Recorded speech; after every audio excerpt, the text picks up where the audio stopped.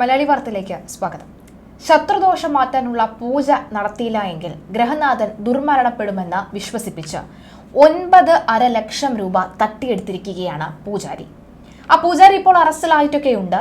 പക്ഷെ ഇപ്പോഴും ഈ ശത്രുദോഷത്തിലും ശത്രു സംഹാരത്തിലും ഒക്കെ തന്നെ വിശ്വസിക്കുന്നവർ നമ്മുടെ നാട്ടിലുണ്ടല്ലോ എന്നതിന് ഏറ്റവും കൂടുതൽ തെളിവാണിത്. മാത്രമല്ല, ഒരുപക്ഷെ തൻ്റെ കുടുംബത്തിലെ വളരെ സാമ്പത്തികപരമായി ബുദ്ധിമുട്ടി നിൽക്കുന്ന ഒരു വ്യക്തി ആ കുടുംബത്തിലെ ഗ്രഹനാഥനോട് വന്ന തൻ്റെ മകൾക്ക് വിവാഹപ്രായമായിരിക്കുന്നു, പക്ഷേ പണമില്ലാത്തതിനാൽ അവളെ വിവാഹം കഴിച്ചയപ്പിക്കാൻ കഴിയുന്നില്ല, എങ്ങനെയെങ്കിലും സഹായിക്കണമെന്ന് ആവശ്യപ്പെടുന്നു. അതുമല്ല പോട്ടെ, വിവാഹമൊക്കെ നമുക്ക് മാറ്റി നിർത്താം.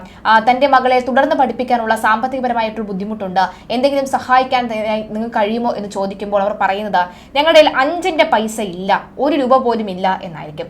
എന്നാൽ ഇതേ ആളുകൾക്ക് തന്നെ പൂജാരിമാർക്കും ആസാമിമാർക്കും ഒക്കെ കൊണ്ടുപോയി കൊടുക്കാൻ ലക്ഷങ്ങൾ ഉണ്ട് എന്നുള്ളതാണ് മറ്റൊരു വാസ്തവം. ഇപ്പോഴത്തെ അങ്ങനെയുള്ള ഒരു കുടുംബത്തിന്റെ 9.5 ലക്ഷം രൂപ തട്ടിയെടുത്തിരിക്കുകയാണ് പൂജാരി. ഈ പൂജാരി അറസ്റ്റിലായിട്ടുമുണ്ട്. ഇളമ്പള്ളൂർ സ്വദേശി പ്രസാദിനെയാണ് ശൂരനാട് പോലീസ് പിടികൂടിയിരിക്കുന്നത്. 54 വയസ്സുകാരനാണ് ഈ കാര്യങ്ങളൊക്കെ തന്നെ ചെയ്തിരിക്കുന്നത്. ഹൈദരാബാദിൽ സ്ഥിരതാമസമാക്കിയ മലയാളി കുടുംബമാണ് തട്ടിപ്പിനിരയായത്. പരാതിക്കാരുടെ നാട്ടിലെ കുടുംബക്ഷേത്രത്തിലെ പൂജാരിയായിരുന്നു പ്രസാദ്. ഗ്രഹനാഥന് കടുത്ത ശത്രുദോഷമുണ്ടെന്നും പരിഹാര പൂജകൾ ഉടനടി നടത്തിയില്ല എങ്കിൽ അദ്ദേഹം ദുർമരണപ്പെടുകയും കുടുംബത്തിന് വലിയ വിപത്തുകൾ സംഭവിക്കുകയും ചെയ്യുമെന്ന് ഇയാൾ ഗ്രഹനാഥന്റെ മക്കളെ പറഞ്ഞ് വിശ്വസിപ്പിച്ചു. പരിഹാര പൂജയുടെ ചെലവിനായി 4 ലക്ഷം രൂപ, മറ്റ് ആവശ്യങ്ങൾ പറഞ്ഞ് 5 ലക്ഷം രൂപയും ഓൺലൈനായി കൈപ്പറ്റുകയും ചെയ്തിരുന്നു. പണം നൽകിയ ശേഷം പൂജയെക്കുറിച്ച് ചോദിച്ചപ്പോൾ കൂടുതൽ ചടങ്ങുകൾ ആവശ്യമുണ്ടെന്ന് പറഞ്ഞ് പ്രസാദ് കുടുംബത്തെ ഹൈദരാബാദിൽ നിന്ന് പോരുവഴിയിലുള്ള തന്റെ വീട്ടിലേക്ക് വിളിച്ചു വരുത്തുകയായിരുന്നു. ഇതിന് പിന്നാലെ ഇയാൾ കുടുംബക്ഷേത്രത്തിലെ ജോലി ഉപേക്ഷിച്ചു. ഇതോടെയാണ് തങ്ങൾ കബളിക്കപ്പെട്ടു എന്നതായി കുടുംബത്തിന് വ്യക്തമാകുന്നത്. പോലീസിന് പിന്നാലെ പരാതി നൽകുകയും ചെയ്തു. Sooranad station house officer Joseph ലിയോണിന്റെ നേതൃത്വത്തിൽ SI-മാരായ രാജേഷ്, ഉമേഷ്, സിവിൽ പോലീസ് ഓഫീസർമാരായ അരുൺ ബാബു, അരുൺ രാജ്, ബിജു എന്നിവരടങ്ങിയ സംഘമാണ് പ്രതിയെ പിടികൂടിയത്. കബളിക്കപ്പെട്ടു എന്ന വ്യക്തമായതോടുകൂടി കുടുംബം നൽകിയ പരാതിയുടെ അടിസ്ഥാനത്തിലാണ് പോലീസിന്റെ നടപടി. അതുപോലെ തന്നെ ഇത്തരത്തിലുള്ള സംഭവ വികാസങ്ങൾ നടക്കുമ്പോൾ ഇങ്ങനെയും കൊണ്ട് പണം എന്തിനാണ് ഇവർക്ക് കൊടുക്കുന്നതെന്ന ചോദ്യം ഉയരുകയാണ്.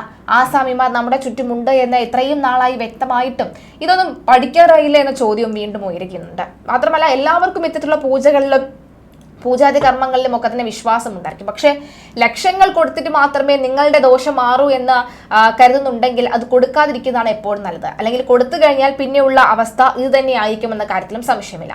എന്തായാലും മറ്റൊരു വാർത്തയിലേക്ക് പോവുകയാണെങ്കിൽ, ജയനമ്മ വധക്കേസിൽ ജുഡീഷ്യൽ കസ്റ്റഡിയിലുള്ള ചേർത്തല പള്ളിപ്പുറം സ്വദേശി സെബാസ്റ്റ്യനെ വീണ്ടും ചോദ്യം ചെയ്യും. സെബാസ്റ്റ്യന്റെ വീട് അന്വേഷണ സംഘം വീണ്ടും പരിശോധിച്ചിരുന്നു. സെബാസ്റ്റ്യൻ പലപ്പോഴായി 3 ഫോൺ നമ്പറുകൾ ഉപയോഗിച്ചിരുന്നതായാണ് കണ്ടെത്തിയത്.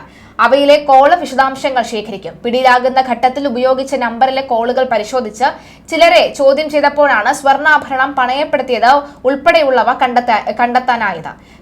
സെബാസ്റ്റ്യനെ അന്വേഷണ സംഘം വീണ്ടും കസ്റ്റഡിയിൽ വാങ്ങും.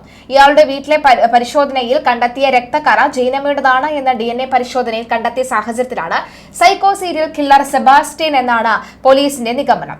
ശാസ്ത്രീയ തെളിവുകൾ ഇയാളെ പൂട്ടുമെന്ന തന്നെയാണ് വിലയിരുത്തൽ. കോട്ടയം ക്രൈംബ്രാഞ്ച് DYSP സാജൻ സേവ്യറിന്റെ നേതൃത്വത്തിലെ സംഘമാണ് വീട്ടിൽ കഴിഞ്ഞ ദിവസം പരിശോധന നടത്തിയത്. ശനിയാഴ്ച ഉച്ച കഴിഞ്ഞാണ് ക്രൈംബ്രാഞ്ച് സംഘം വീണ്ടും എത്തിയത്. രക്തക്കറ കണ്ടെത്തിയ മുറിയിൽ വിശദമായി തന്നെ പരിശോധിച്ചു.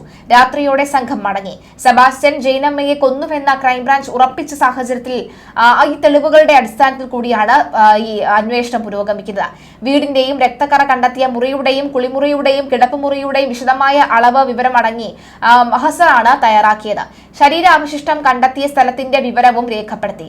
ജൈനമ്മയ്ക്ക് പുറമെ കടകരപ്പള്ളി സ്വദേശി ബിന്ദു പത്മനാഭൻ, വാരനാട് സ്വദേശി റിട്ടയർഡ് ഗവൺമെന്റ് ഉദ്യോഗസ്ഥൻ ഐഷ എന്നിവരുടെ തിരോധാനത്തിലും സെബാസ്റ്റ്യൻ അന്വേഷണത്തെ നേരിടുകയാണ് എന്നാണ് വ്യക്തമാകുന്നത്.